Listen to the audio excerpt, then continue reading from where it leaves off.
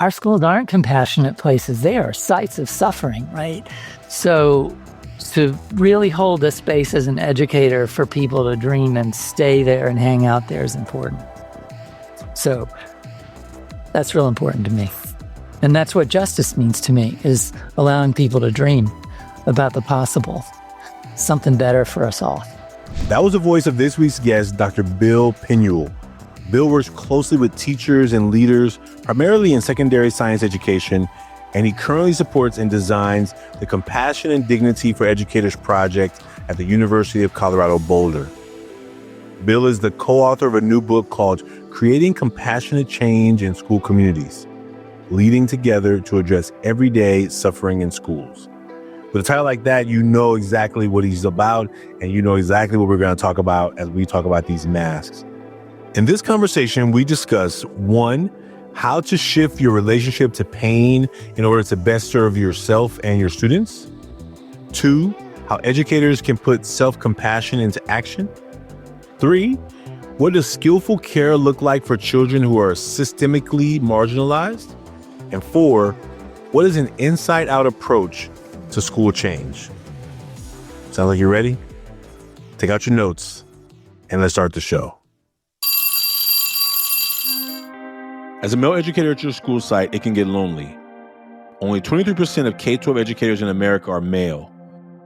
And just think about what this gender gap means for your male students. They experience disproportionate levels of discipline. This is a show for male educators who want to feel more understood by their community and want to create emotionally safe classrooms and schools for the next generation of male students. Welcome to Unmasking with Male Educators.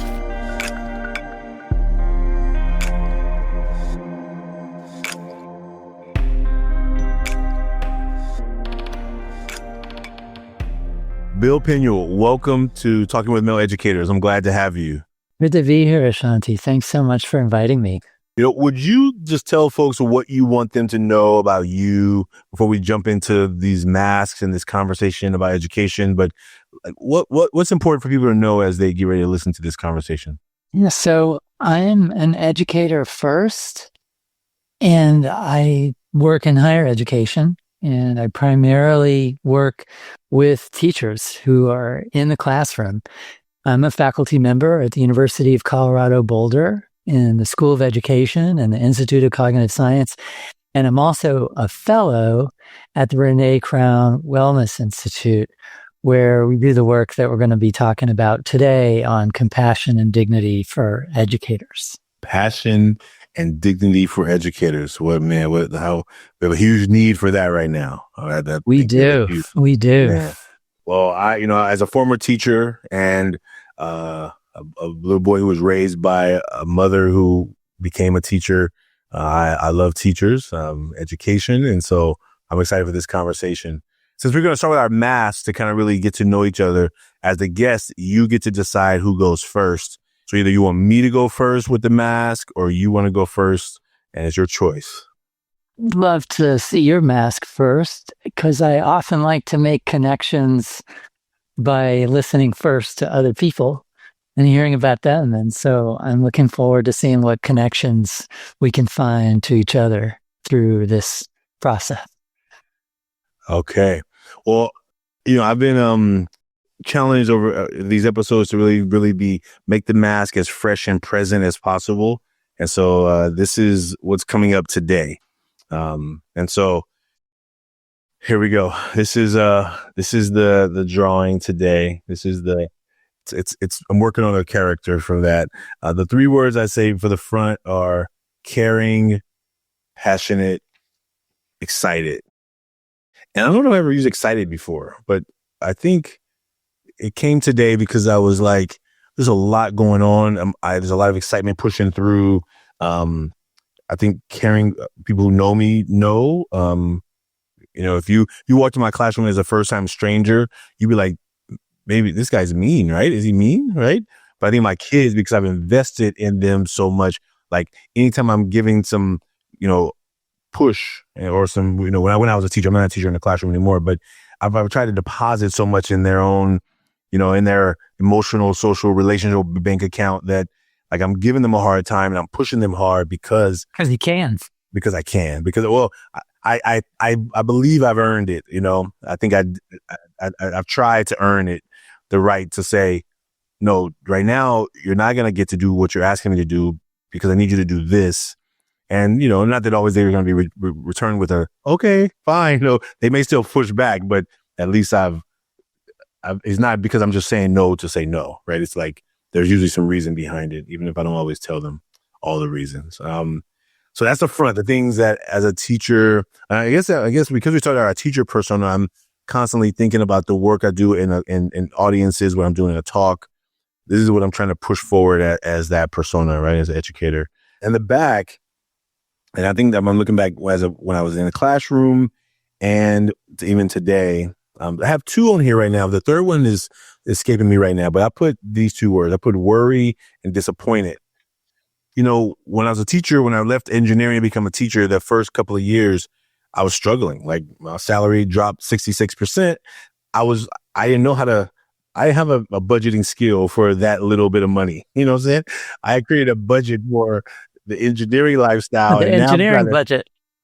it's a whole different thing. It's a whole different thing. So I was constantly behind the scenes worrying, how am I going to pay my insurance this month? How do I pay all of these bills right now? How do I, you know, because my lifestyle had already elevated and I was trying to reduce, but my students wouldn't know it. I kept it behind there, right? I didn't blame them for it. It was a choice I had made. And I think sometimes disappointed, you know, at the end of the month, you try and want to go to the movie, you want to go hang out with some friends, and I can't.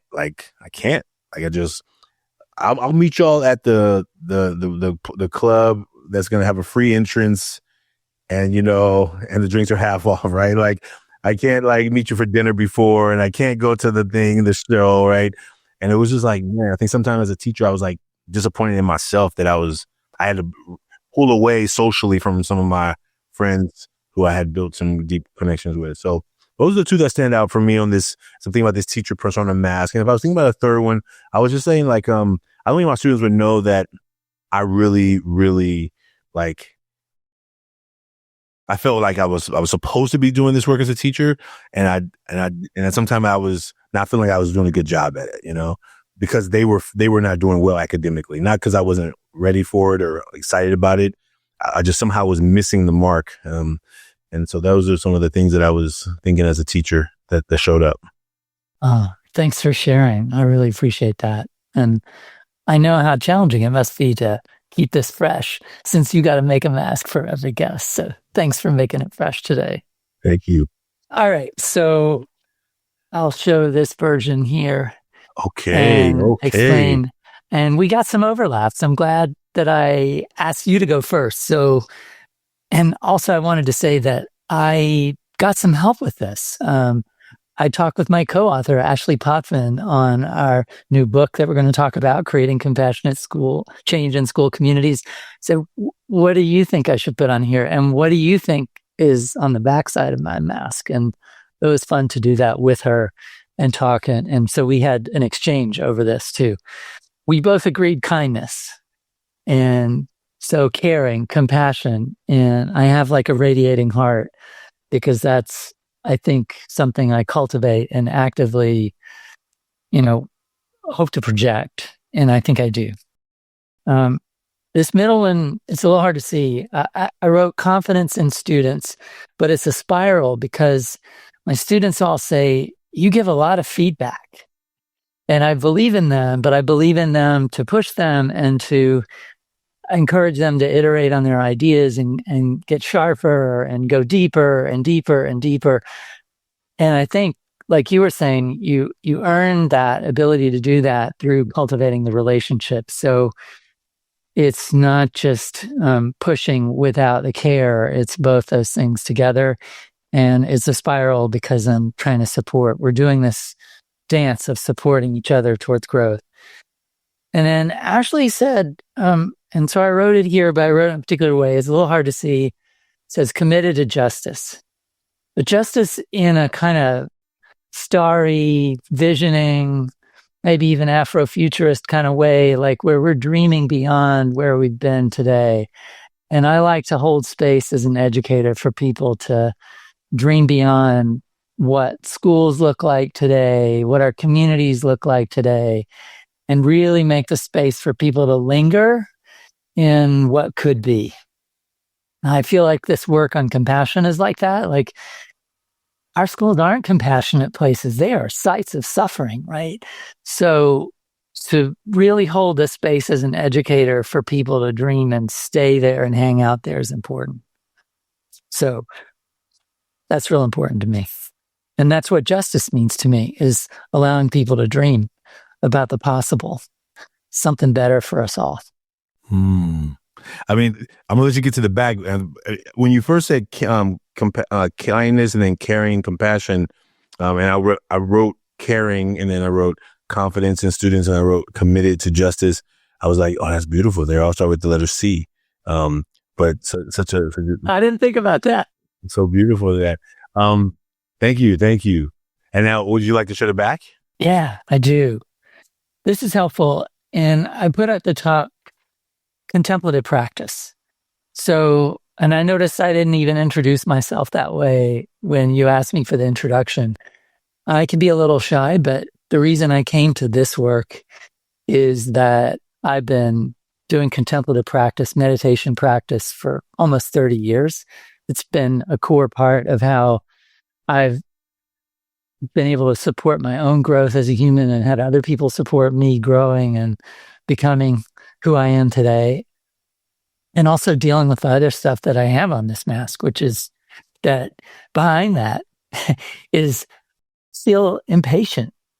And I feel resentment in education as a teacher. Sometimes I'm impatient with people. I feel that inside. I feel resentment when there's extra work to be done. And this part is what helps me work through that, especially resentment.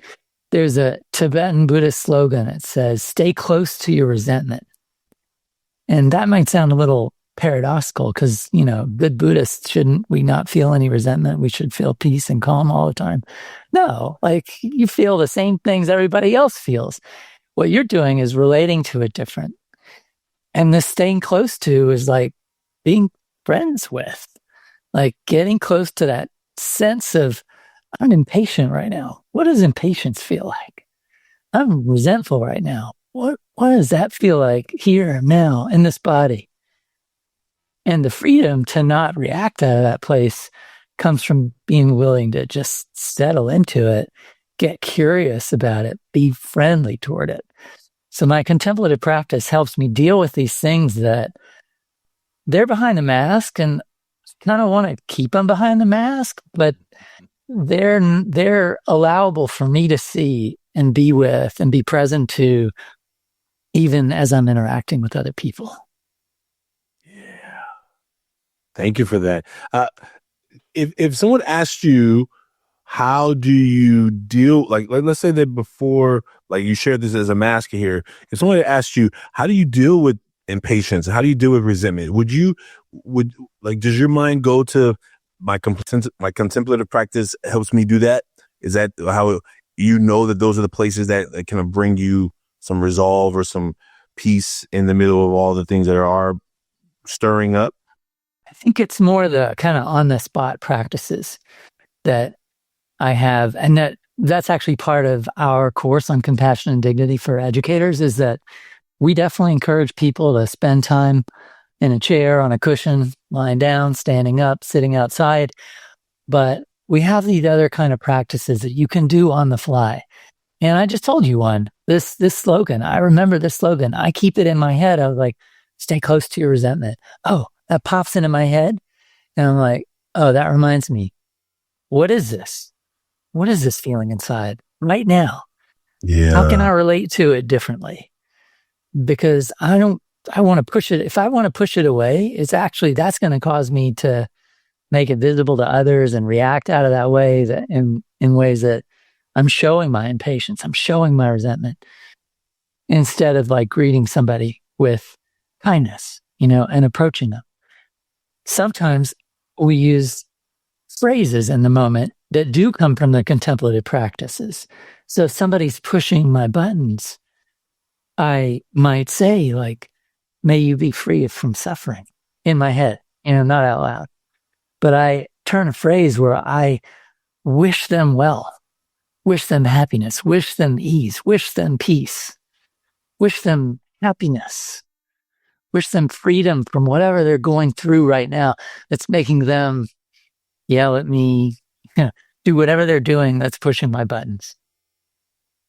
So that comes off the cushion, but it's also a separate set of kind of practices for meeting the moment. Yeah. When you said that part, something really stood out to me. When you said, if I don't keep it close and I'm trying to push it away, the resentment, then other people are going to notice it. Other people are going to notice it, right? They're going to feel it, the energy coming out. They're not feeling me being present with all the things I'm carrying right now, right? And I wonder, because you imagine teachers and educators are navigating how they're working with students all every day, right? They're navigating students in the chaotic ways, and they're navigating students in whatever's happening in the classroom is happening right there in the moment. They don't get a chance to be like, how about you just let me go sit on this cushion over here and get myself back together. You don't get to do that. You don't get to do that. Yeah. You better be hot right there in the moment, ready to like at least pretend like you got something figured out, right? So imagine, like, how does self-compassion, how does the ability to be like, I'm gonna keep this close, I'm gonna notice what is happening here, I'm going to then come back to the idea that, okay, something is happening in this thing that wants me to fight against. Stay close. Don't stay close, because when I start pushing away, then I'm like, it's gonna get felt in another way, right? And stay curious. How do we help educators like do that in the chaos of all the things that we're experiencing in schools today?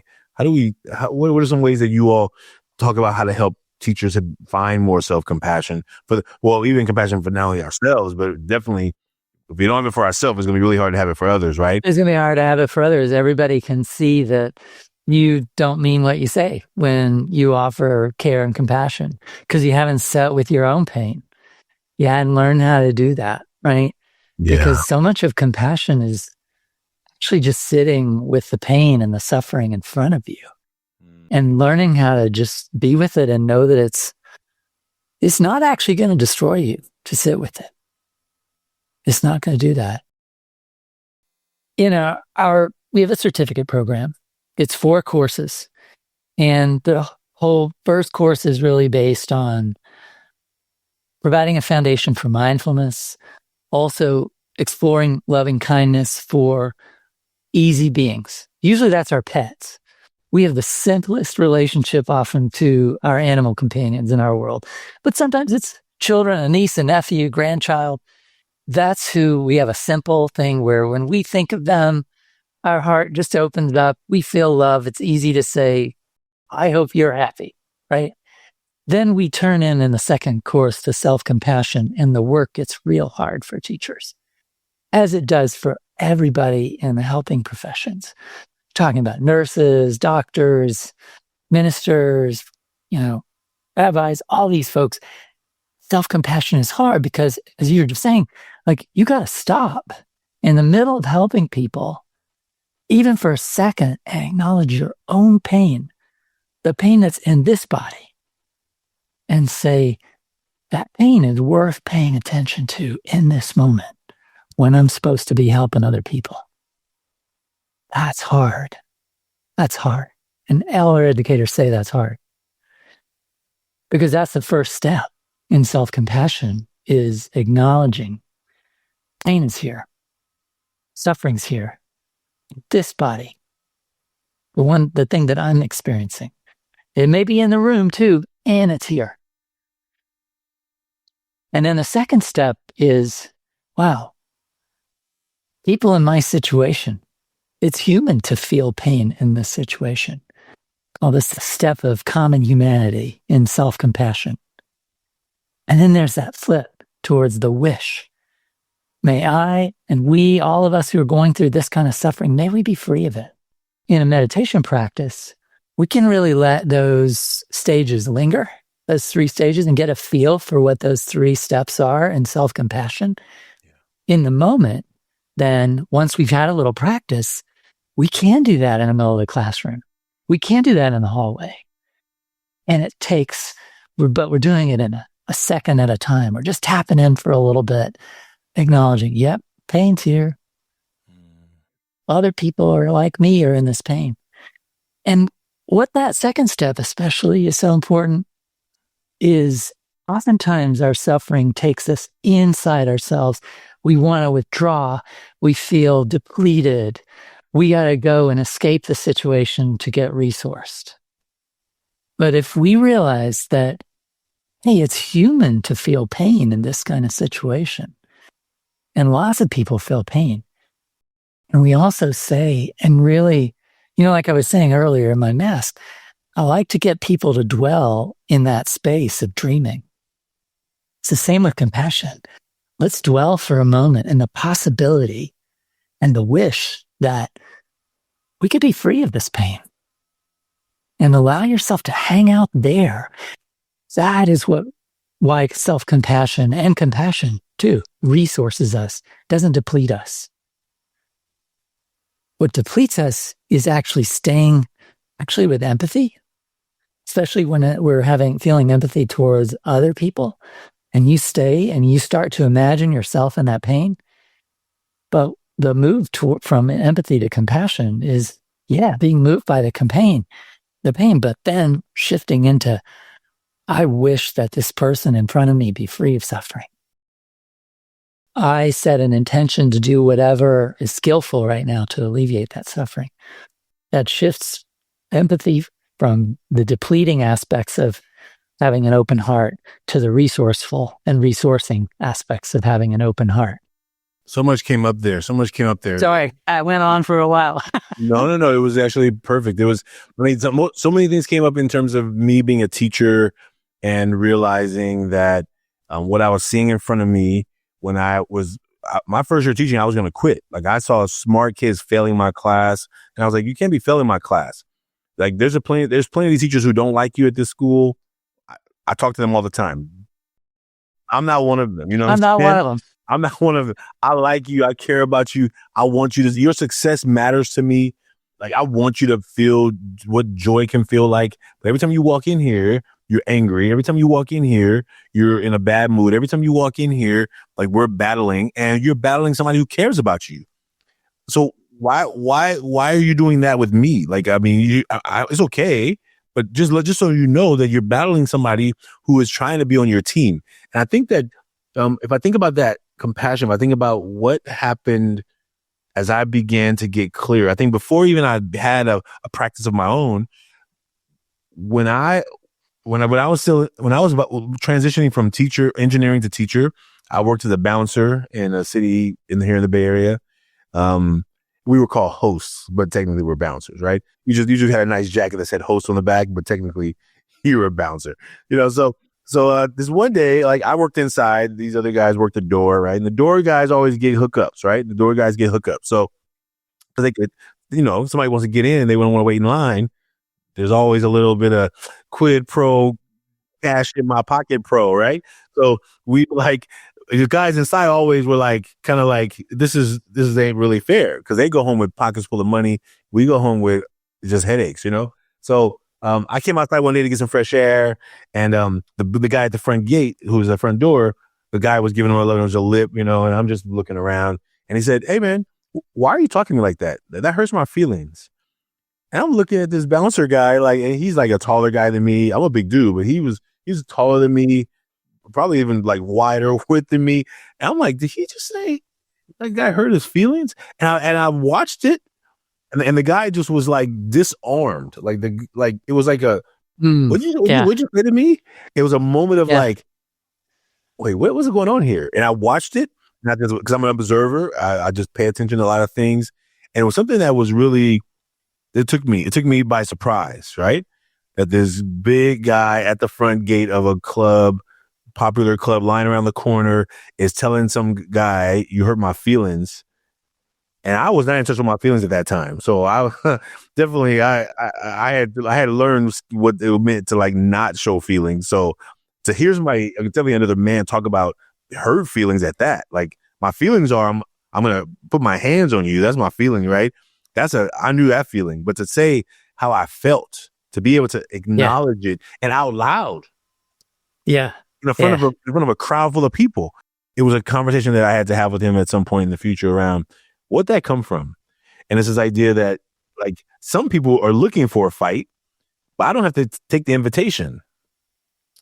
They're trying to invite me into a battle, but I don't have to accept the invitation. And when I heard him describe it like that, I was like, wow, right? As a person who believes in a higher power, who believes in compassion and kindness, I've had my buttons pushed, right? And I believe it's always my choice to let them be pushed or acknowledge them and keep moving, right? But when you said that, like, oh, what would it be like to just recognize that if I get good at this, and as a teacher, I learned this as a teacher, before I even started, even kind of, before I went to India and learned how to meditate and learn how to take a breath and learn how to, I felt that inside, but a lot of it had been trained out of me because in my community, as a boy, you can't show feelings. So you definitely don't talk about them. You definitely don't tell anybody that hurt your feelings ever, ever. Right. But it was a powerful moment of just recognition, like, oh, that became one of my superpowers as a teacher. You know, when a student was mouthing off, I'm like, hey, like I said, I'm on your team. Why are you fighting with me? You know what I'm saying? Like, I'm not your enemy here. And right, how do you help disarm a kid who's used to being the enemy of everybody, or has learned that that's why you keep people far away from you, you know, at least an arm's distance away so they don't get too close, you know? Yeah. What you're saying reminds me of another saying, something that we introduce in our course and that I have on the wall right in front of me. I'm going to read it. It's a part of a prayer from Joan Halifax. And it says, may I offer my care and presence unconditionally, knowing that it might be met by gratitude, indifference, anger, or anguish. And that's a practice to learn how to do that. And when I say that, I remember that I'm just offering this care freely. And what causes resentment is when I'm thinking I need something in return, that something's got to come back to me. And as you're saying, it's like you can let it impact you, the response, or not. But some of that is that the response is, hey, wait, I'm expecting that this be reciprocated in some way. And that's what's driving that. And there may be a need there, right? I'm not saying we got to let people walk over us. That's not at all the case. In fact, self-compassion helps you recover your own dignity and know when you got to do what that bouncer said of like, you hurt my feelings. Why are you talking to me like that? And saying it with calm and without reactivity, because you're like, I'm saying this from a place of knowing my own dignity and knowing that my feelings are worth something. So you're more likely not to be a pushover, and that's the case. And you also said earlier, like, that it's human to feel this pain. It's not genderized to feel this pain. It's not masculine, feminine to feel. It is human to feel this pain. And when I don't let myself recognize that I'm human while I'm in service of trying to serve everyone else, I'm doing myself a disservice in service of others, right? That's right. That's right. And that gets to the idea, one of the big ideas in our book on creating compassionate change in schools is common humanity. This idea that at root, we all want to be happy. We all want to be free of suffering. We have so many different ways that we've learned how to do that. We are different. And so this is not an assertion that our differences aren't beautiful, but it is an assertion that what we have in common is that person who's pushing my buttons at root, like me, they want to be happy. How they're going about it might not seem skillful to me, or I might not understand it, but they want to be happy, just like me. And a lot of our teachers will tell us too, oh, that phrase, that comes up And I remember that on the fly when I'm in a difficult situation. It helps me a lot to see this person as just like me. Have you found for yourself, like, where have you found difficulty with the idea of, man, I am trying to give so much to others,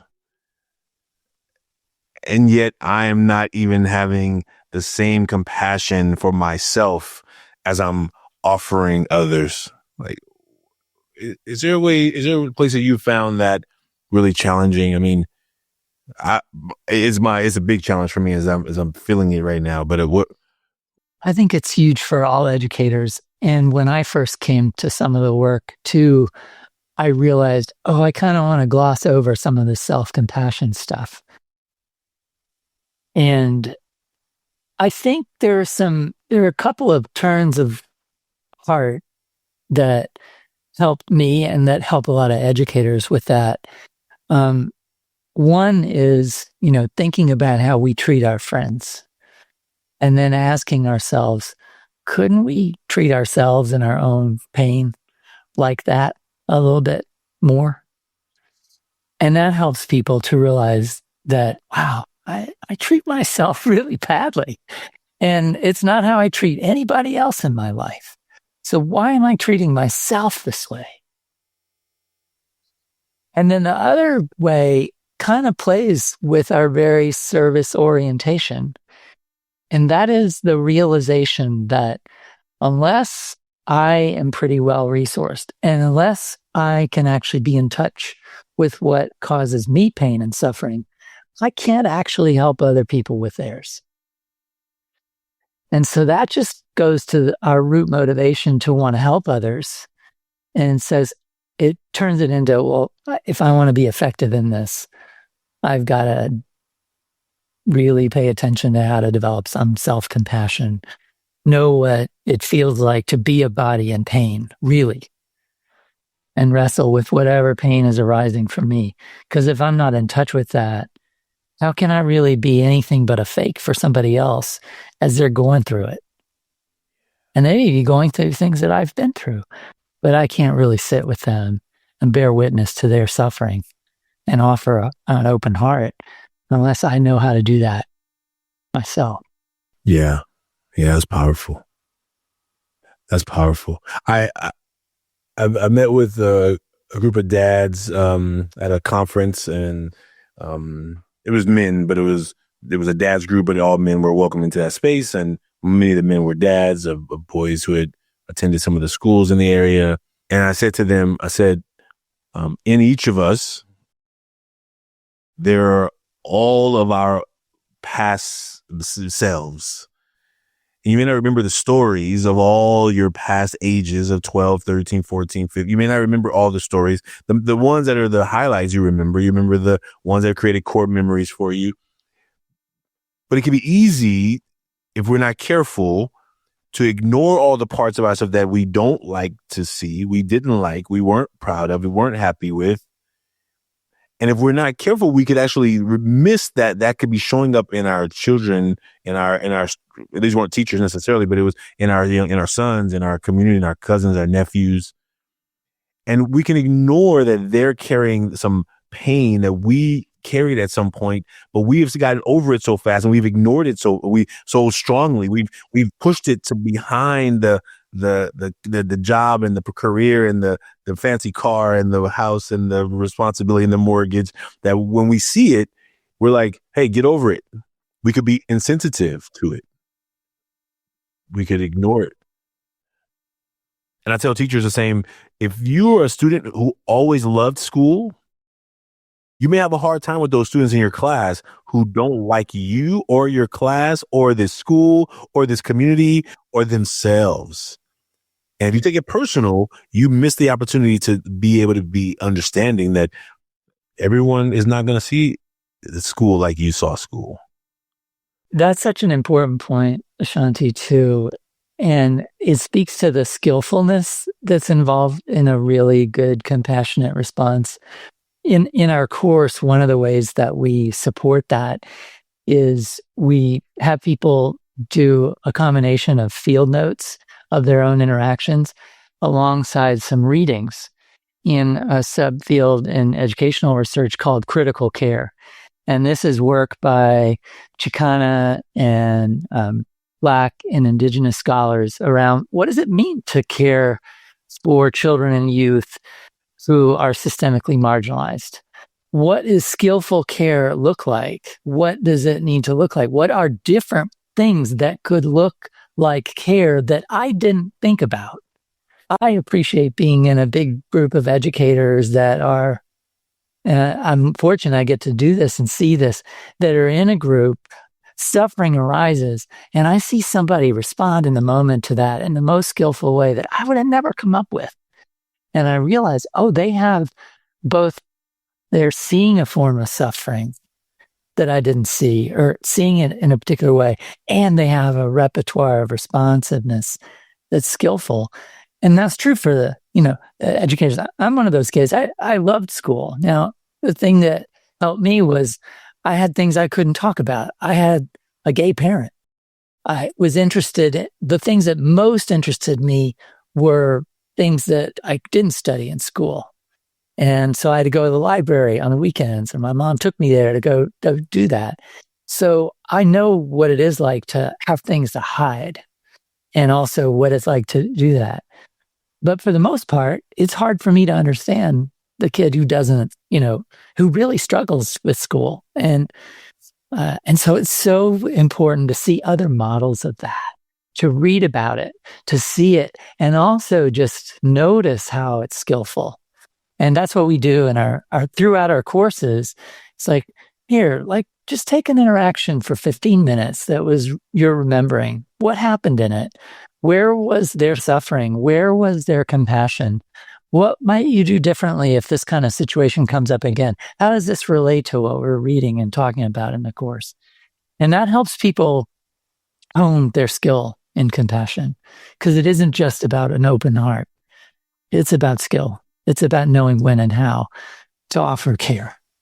And I imagine you've heard this story before, but I imagine you've heard the story from teachers. What you just said is so powerful. Like, if it looks different than what you're used to it, then it can seem like it's not, it makes no sense. It means it's kind of like I send a kid out and he comes back with a juice box. How dare you give a kid a juice box who I just punished by kicking him out of my class? And I think that when teachers make it about like, how can I punish the kid even more, not knowing that there could be already enough punishment, self-punishment happening in that child. Yeah. Maybe the juice was maybe they were having a sugar deficiency in them, or maybe they were hungry and they can't focus in your class because they, first of all, don't care about your class. But second of all, they're like, how oftentimes the what happens after gets a message gets made up about what it means. Right. Yeah. Yeah. And as an administrator, when I got referrals coming to the office, I mean, it's not just one, it's multiple kids having meltdowns at multiple same times in the same day, So I'm not just dealing with your kid who you sent. I'm dealing with 8 of them that are in the hallway on different referrals for different reasons, right? And I think that sometimes teachers, they say, you send them back in 20 minutes. Now, I often didn't do that, but I've heard it and I've done it. As a teacher, I remember, how you going to send them back? I just sent him out to get a break from this. And I've been all types of the layers of education. I've been on both sides of it. Like, how you going to send him back in 5 minutes? And I think that what we end up missing is like, oh, okay, so what am I missing? And it's to be human for myself is like, I'm not ready to deal with this kid again. If I'm being really honest, I'm not ready. That's I'm not right. prepared. I'm not ready. I'm not ready. I don't have a contemplative practice. I don't have a contemplative practice right now. I have 25 other kids that need my attention. I don't have the energy right now. And so how do we be human around those things and be able to say it now? That's right. Yeah, we need other places for kids to go. You're reminding me that one of the things that we invite people to inquire about, because this shows our edge for compassion, is this idea of deservingness.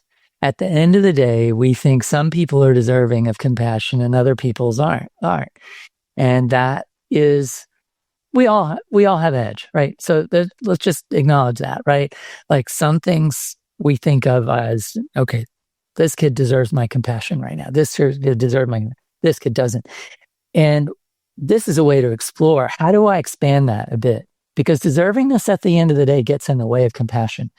And the two areas where we invite teachers to reflect on that, and that's also in our book, we have a written reflection on this, is discipline and grading, right? Every teacher has an idea about what a kid deserves based on what they did, to push my buttons, to upset somebody else, to cause harm, right? And the grade they deserve to get based on the effort they put in, based on what I think they know. And when we explore that and ask ourselves, can we still have accountability and responsibility and an open heart? That's a real invitation to grow our compassion, because it's not about being a pushover. It's not about giving up accountability and responsibility. All this practice of compassion is really consistent with restorative approaches, right? Where we expect people to come back into the community, but they need to acknowledge the harms, right? Yeah. But this idea of deservingness that we all hold, I got it. That's a really interesting and useful edge to explore in growing our own compassion. So maybe what I want to think about now is if we could get really granular, like we know that boys in schools oftentimes are receiving punishments, consequences at a higher rate than others.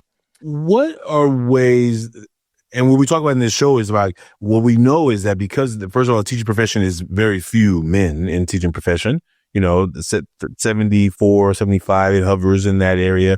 What percentage of teachers are women compared to men? But knowing that there's so few male educators, and knowing that, the student population is about 50-50, more or less in most schools, right? So we have people who don't even understand how boys are learning and the fact that they learn differently, but they're out trying to operate them. They should be sitting quietly, writing neatly, not talking back, being still, all the typical good student qualities. How do you help educators, definitely, either educators who are struggling with either their male students or I would say that's more specific. Like, because what we know is that, what happened in my class, I didn't care if you moved around. I wasn't expecting everybody to sit still. Yeah. That's going to take a lot of practice for an educator who's not used to that and has a different expectation, right? Yeah. So this is a great opportunity to talk a little bit about the sequence of learning that we take people through our Compassion and Dignity certificate program, which is an online master's degree. It's offered through CU Boulder. And also, this is the sequence of our book on creating compassionate change in school communities. So we start with the inside, but we call it an inside-out approach to school change. And so the first thing I might invite an educator who's struggling with boys in their classroom, for example, is to use that contemplative practices that we introduce in the first part of our courses. So I said the first course is really this foundation of mindfulness, working with easy beings.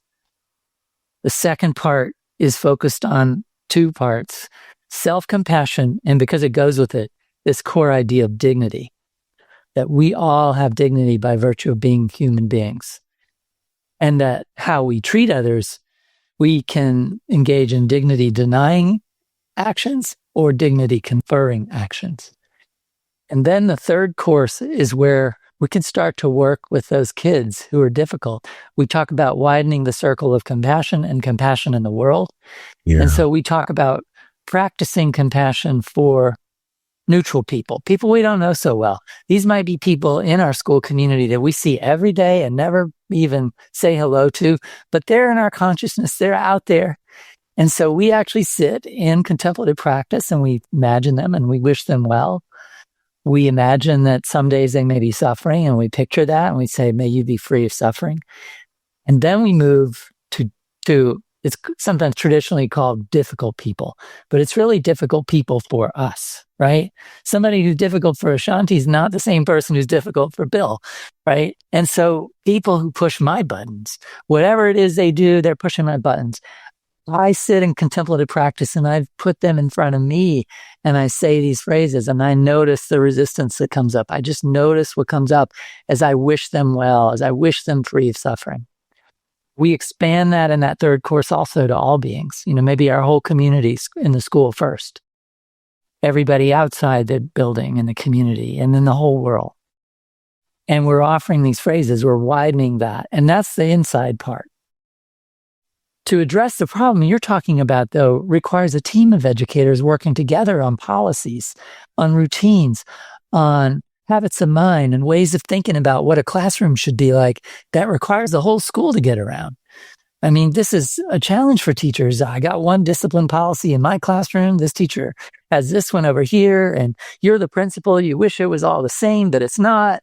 And the kids all know that, right? So if we want a different orientation to what it is to have a harmonious school community, then we have to work together. And that's the fourth course, which is the synchronous capstone course. And we start to introduce different sets of tools. We have this compassion organizing framework that we use. And that comes from organizational studies. It comes from business. And it's helps people think and see their schools as systems where we can start to look at, okay, where is their everyday suffering in the school? And where is that suffering inequitably experienced by particular groups of students? You gave us boys to think with. How are boys suffering in this school? And why do they suffer and what's the pattern way about that? Is that about them? Like, we tend to think about it as either their personality or some characteristic of the kid or their family, or we think about it as this interpersonal dynamic. But no, like, this same kid will walk in 10 years from now if we don't change the school. They won't be the same individual. But you know what I'm saying? Like, it's like we recreate the same thing over and over again. What's doing that? So we really invite teachers to think, and they come in cohorts of 3, 4 educators and maybe an assistant principal or librarian, counselor. What are the policies that make this kind of suffering just keep coming up over and over again? And then, using this compassionate action framework, organizing framework, what actions could we take to do that? Then we map our schools. Who's going to be with us? Who's going to be on the sidelines? Who might oppose what we're doing? And we think about, what is it that we need to say to these different people? And we map that onto the contemplative practice. Our allies are our easy beings, right? The bystanders, they're the neutral people that we don't know that much. And then our opponents are our difficult people. But we start to think about how we can interact with them and start to talk to them about what we want to see, the change in our schools. And then they wrap that up in an action plan at the end of our summer course to go out and do in their schools. Say those 3 again. You got your allies, right? You got your allies, right? You got your allies, you got your bystanders. Bystanders. And then you got potential opponents. Opponents, yeah. This is basic social movement theory, basic movement mobilization theory. This is how you think about it. You want to work on getting your allies to do something for you, getting your bystanders to become allies, and really trying to understand the underlying need that your opponents have that you might meet. You may not ever persuade them fully, right? We got to move, but we can move forward with a big, critical mass in our school community moving forward. And we got to respect our opponents and make them feel heard, right? And that's why we practice. We do some rehearsals with people, having conversations about their plans. Bill, this was amazing.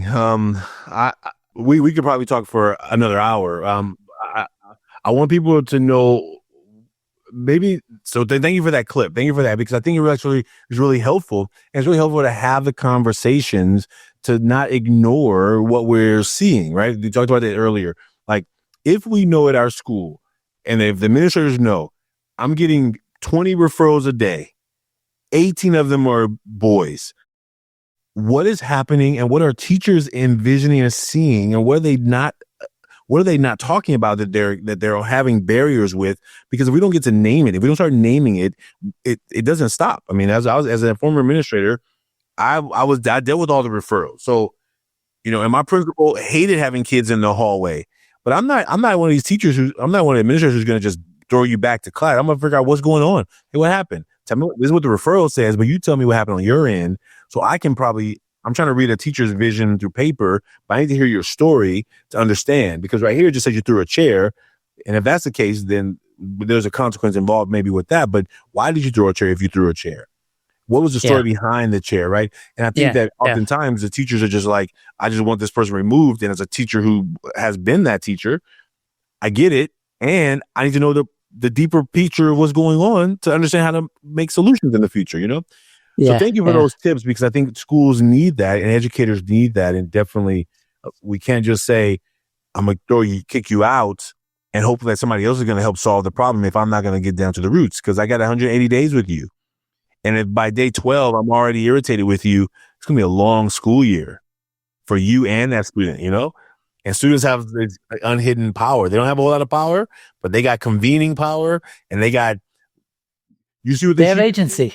Oh, and they got that power of bringing their peers along to nonsense that sometimes so how can people find this book? How to say the name of the book again, clearly for everyone. We're going to put all this in the show notes, and then say the name of the book, where people can find it, where they can find your course.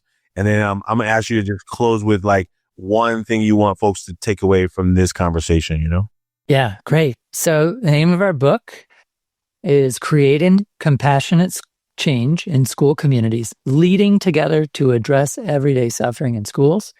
You can get it at any online retailer that you prefer to use, whether that's the big company like Amazon or bookshop.org and Indie Books. Get it at both places. And the other ways you can connect to us are through the Renee Crown Wellness Institute, through our Compassion and Dignity for Educators page. We will be offering this summer for educators an 8-week Cultivating Compassion training course. That is a course developed by one of our co-authors, Duthan Jempa. And we're also going to be doing a book study this summer led by a pair of our educators. So you can look for that on our website if you would like to read and explore this book with other folks. And you can also sign up for this online certificate program. It's one of 3 certificates that you get towards a master's in teacher leadership through the University of Colorado Boulder, where I'm on faculty. And we'd love to see you in those course. My colleague Ashley Popman and I co-teach that. Fantastic. So big message that I'm going to do 2 sentences if I can. So one is, compassion can rejuvenate educators as professionals in a time of difficulty and offers a pathway towards healing in schools through creating compassionate change. And compassionate school change requires both inner and outer work to understand and develop the skills for meeting suffering that we feel inside and the suffering we encounter in the world. So that's what I hope people take. There it is. Bill Penuel, thank you so much for being on this show. Ashanti, thanks for having me.